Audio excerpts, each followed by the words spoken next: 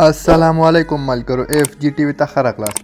ویل کېږي چې په نړۍ کې بېلابېل خلک دي، هو بلکل د چا لاس غټي د چا خپې، خو ځینې خلک بیا تر ټولو بېسار دي چې عام انسانانو نه بلکل بل ډول ښکاري. آیا تاسو تر اوسه داسې انسانان کتلي چې ستاسو په شان نه ښکاري؟ نه که نو پریشانه کېږئ مه. زه په دې ویډیو کې درته در وښایم. د ویډیو شروع کولو نه مخکې زموږ یوټیوب چینل هم در سره سبسکرایب کړئ.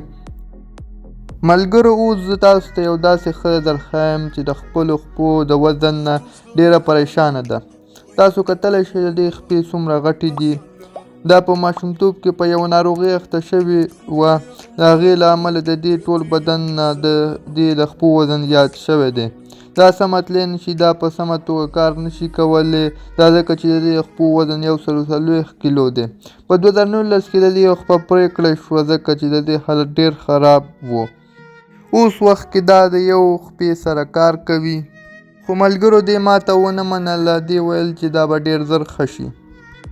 کیم ګوډمین: اوس زه تاسو ته چې کومه ښځه درښایم د دې خبره خو تر ټولو بدله ده. هغه ځکه دا خپلې سترګې پوره د باندې راوباسي. یقین نه درځي نو دا وګورئ څنګه خپلې سترګې د باندې راوباسي. څوک یقین نشي کولی چې یو انسان د خپلو سترګو سره لوبې کولی شي، خو کیم ګوډمین یې کوي. د دې کار له امله دې نړیوال ریکارډ هم جوړ کړی.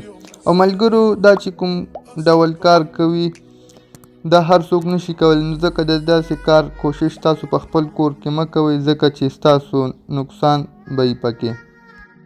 جوتی: ملګرو دا هندي نجلۍ د هندوستان نه زیاته په امریکا کې مشهوره ده. دا یوه ښه اداکاره ده. تاسو ته ووایم دا په نړۍ کې تر ټولو کوچنۍ ده او د دې اوږدوالی صرف 2 فوټه دی، خو دې ډېر غټ کارونه هم کړي دي. ګیري ټرنل: ملګرو ده ته ویل کېږي ربړي سړی. تاسو به وایئ چې داسې ورته ولې ویل کېږي؟ نو تاسو ته ووایم چې ربړي ورته ځکه وایي چې د ده پوستکی ډېر نرم دی. یقین مو نه راځي نو دا وګورئ.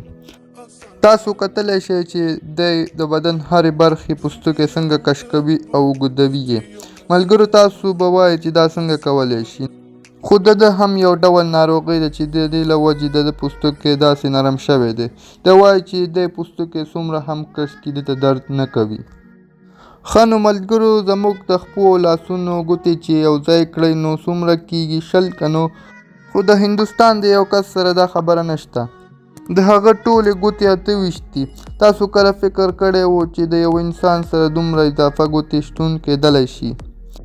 او اوس ملګرو تاسو ته یو داسې انسان درښایم چې د ده لیدو نه وروسته به تاسو ډېر حیرانه شئ. تاسو به وایئ چې دا څنګه کېدلی شي. تاسو د ده مخ ته وګورئ څنګه دانې پرې راختې دي. د ده د مخ څه حال شوی دی؟ تاسو کله داسې انسان په دې حال لیدلی و؟ خو اوس د ده د مخ اپریشن شوی او اوس ښه شوی دی. ویډیو تر دې ځایه و تر بیا د خدای په امان او که وشي زموږ یوټیوب چینل هم در سره سبسکرایب کړئ.